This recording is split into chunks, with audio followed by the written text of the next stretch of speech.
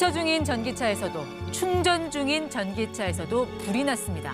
정말 믿고 타도 되는지, 내 차 옆에 전기차가 주차돼 있어도 괜찮은 건지, 불신과 불안이 커지는 지금 전기차 화재를 둘러싼 오해와 진실을 가려보겠습니다. 이호근 대덕대 미래자동차학과 교수 나오셨습니다. 교수님 어서 오세요. 네, 안녕하세요. 네. 교수님 아직 전기차 안 탄다고 들었는데 예. 혹시 이거 불 날까 봐 무서워서 안 타시는 거 아니에요? 그건 아니고요. 이제 차량의 용도나 그다음 다른 차가 여러 개 있는데 그 교환 주기가 아직 오지 않아서 아직 안 타고 있는데 네. 조만간 구매할 계획입니다. 그거는 왜요? 전기차 가격이 중고차 시장에서 상당히 물러나 있습니다. 전기차 포비아가 확산되면서 많은 사람들이 매물을 내놨고 네. 중고 매매업자들 입장에서는 팔릴지 모르기 때문에 구매를 안 하고 있어요. 그래서 가격이 많이 떨어지는데 뭐 벤츠에 이번에 화재가 난 전기차도 싼 네. 값에 매물로 많이 나온다고 해서 전기차를 제법 잘 알고 네. 충분히 관리할 수 있는 주변 사람들 중에서는 몇 사람이 조금 더 떨어지면 구매하겠다고 기다리고 있습니다. 근데 전기차 화재 소식을 하도 많이 접해서 그런지 내연기관차보다 더 불에 잘 붙나? 뭐 이런 궁금증이 들거든요. 실제로 그래요? 실제 통계상 보면은 화재 발생 건수는 내연기관보다 작습니다. 2017년 기준으로 내연기관은 한 10,000대당 네. 보통 2.2대 화재가 발생하던 것들이 최근에 줄어서 1.9대 정도 발생하거든요.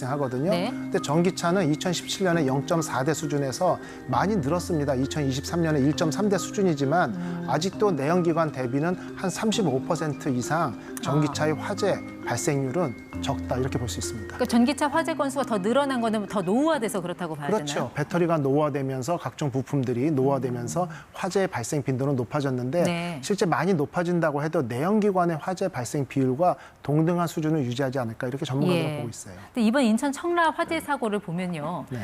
가만히 있던 차에서 그냥 불이 갑자기 확 붙거든요. 네네. 벤츠는 어떻게 차를 만들었길래 이렇게 그냥 혼자서 불이 붙어요? 차를 만들 때는 뭐 40만 킬로 이상의 내구성 테스트까지 다 거쳐서 문제없이 만들었을 겁니다. 하지만 모든 부품에는 불량률이라는 게 존재하거든요.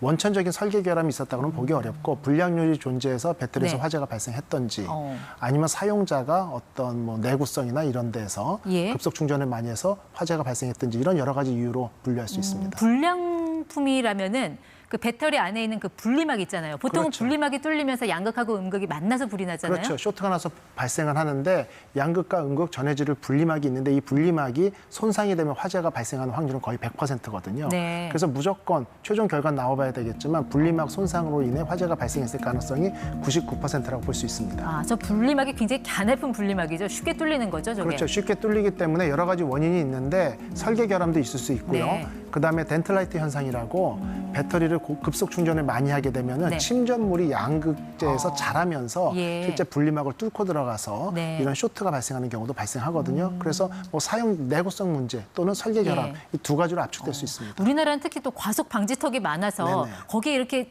좀 이렇게 부딪히면서 충격 때문에 뚫릴 그런 가능성도 있나요? 그렇죠. 배터리라는 게 충격에 상당히 취약하거든요. 우리 파우치 같은 걸 놓고 망치로 툭 쳐도 화재가 발생할 정도로 취약하기 때문에 이제 전기차 이용자들이 하체가 낮은 경우가 좀 많습니다. 네. 이럴 때 과속 방지턱에서 심한 충격을 받게 되면 당장은 괜찮을 것 같은데 그 충격이 누적되면서 예. 미세한 손상이 발생하고 한참 시간이 지난 후에 화재가 발생할 수 있습니다. 혹시 저 벤츠 차량에 들어간 배터리가 중국산 배터리여서 더 화재가 크거나 그랬을 이유는 없어요? 실제 중국산 배터리 하면 대표적인 게 LFP 배터리잖아요. 우리나라는 3원계 배터리고요. 그런데 NCM? 네. NCM 3원계 배터리인데 이번에 벤츠에 들어간 배터리도 우리나라와 동일하게 NCM 3원계 배터리입니다. 다만 이제 제조국이 이제 중국이고요. 보통 이제 그 NCM 배터리를 많이 쓰는 게 에너지 밀도도 높고 가격도 비싸죠. 네. 그리고 또 저온 특성도 좋고요. 그런데 내열성 면에서는 뭐 NCM 배터리는 보통 수준을 유지하고 LFP 배터리가 내열성이 좋아서 혹시 손상이 가거나 화재가 발생했을 때도 전파되는 게 좀 늦어지고 방지될 수 있다. 이런 정도의 차이가 있습니다. 화재의 위험은 둘 다 똑같은데 네. 다만 그 파급 효과 면에서 LFP가 조금 더 안정적이다. 그렇죠. 예, 그렇게 평가할 수 있습니다. 예, 네네. 알겠습니다. 분리막 손상 외에도, 그러니까 배터리 자체의 문제 외에도 네. 배터리 지금 충전율 얘기가 계속 나와요. 이 충전율이 너무 과해서 이번에 문제가 된 거다. 네. 이거 맞는 말입니까? 보통 배터리를 오래 안정적으로 쓸 수 있는 사용법에는 20에서 80% 수준으로 충전과 방전을 거듭하는 걸 가장 권하고 있거든요. 네. 그런데 우리나라가 일충전 주행거리에 대한 욕심이나 이런 부분들이 있잖아요. 예. 그러다 보니까 풀 충전을 많이 합니다. 물론 이 풀 충전도 제작사별로 마진율을 뒀어요. 국산 자동차 같은 경우는 소비자들이 100% 충전을 했어도 실제는 97%만 충전되도록 세팅이 세팅돼 있습니다. 근데 서울시는 90% 충전율을 권고했잖아요. 네네. 그거는 무슨 근거예요? 실제 우리가 쉽게 이제 물컵에 물이 가득 담겨 있을 때 막 들고 뛰면 넘칠 확률이 좀 높겠죠. 네. 물이 조금 담겨 있으면 덜 넘치고요. 각종 논문이나 연구 결과를 보면 90%의 충전율만 유지한다라고 하면 네. 대부분 현재까지 발생한 뭐 정차 중, 충전 중 배터리 화재의 99%는 예방할 수 있다 이런 결과가 있습니다. 10% 충전 덜하면 네. 그만큼 주행거리 면에서는 대략 한 10kWh 정도 우리가 손해 볼 수 있잖아요. 그렇죠. 그럼 뭐 서울시가 물어주는 것도 아닌데 이 부분이 이제 손해보는 거 가장 아니에요, 그렇죠. 운전자들은? 소비자들 입장에서는 내가 전기차를 구매를 했는데 뭐 500km 탈 줄 알고 구매했는데 450km밖에 못 탄다고 네. 하면은 여분의 배터리에 대한 가격을 내가 지불해야 되냐 이런 어떤 논란이 있을 수 있고 결국은 재산권 침해라는 얘기가 나오고 있기 때문에 네. 합리적인 방법을 찾아야 되는 거죠. 아예 충전율이 좀 낮은 배터리를 자주 교체해서 쓰는 건 어때요? 충전율이 낮은 배터리를 자주 교체한다고 하는데 예. 배터리 자체의 가격이 워낙 고가이다 보니까 그런 부분에 대해서는 효율성이 상당히 떨어질 수 있고 네. 소비자 입장에서 많은 비용적인 부담이 될 수도 있죠. 이번에 인천 청라 사고 화재 영상을 봐도 네. 그 옆차까지 다 불이 붙잖아요. 그래서 보통 배터리 화재를 뭐 폭주다 이런 표현도 네네. 쓰는데 불 끄기가 더 어렵습니까? 전기차는 내연기관차에 비해서. 내연기관 대비 효과적으로 불을 제어할 수 있는 기술이 아직 상용화된 게 없고요. 일부 스타트업에서는 한 20초, 30초 미만에 효율적으로 불을 다 제어하고 네. 배터리 전체의 화재 온도를 100도 미만으로 낮춘 제품들도 있는데 이런 제품들이 인증을 거쳐서 상용화되기까지는 네. 수천에서 수억의 비용이 드는데 일부 스타트업들이 그런 비용 부담에 상당히 부담스러워하거든요. 그러다 보니까 결론적으로 가장 효율적으로 이 제품이면 전기차 화재 100% 제어할 수 있어라는 시스템이 현재는 없는 게 가장 큰 문제죠. 근데 뭐 수조에 담그라 뭐 그런 네네. 얘기도 하잖아요. 일단은 그 리튬이온 배터리가 불이 붙었을 때요. 물속에 담궈놔도 계속 끓어오르면서 불이 꺼지지 않습니다. 네. 그럼 수조에 담그는 이유는요.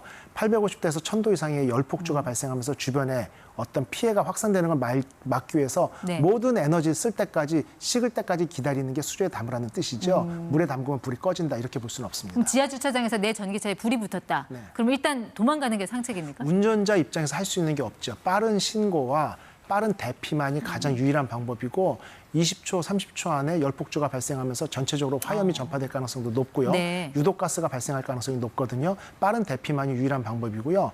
뭐 한두 개의 소화기 가지고 제어할 수 있는 법이 없기 때문에 네. 빠른 대피와 신고가 유일한 방법입니다. 전기차 화재에 특화된 그런 어떤 특수한 어떤 소화기 이런 게 나와야 되는 건가요, 그러면? 예, 그런 것들이 현재 개발하고자 노력을 하고 있고 뭐 소방청이나 관계 당국에서도 유사한 제품들을 많이 내놨는데 네. 현재 나온 시스템에서 최적화시킨 것뿐이지 가장 효과적으로 불을 제어할 수 있는 시스템은 아직은 개발되지 않았다 이렇게 볼 수 있어요. 외국 같은 경우는 저렇게 지하 주차장에서 화재가 나면 어떻게 끕니까?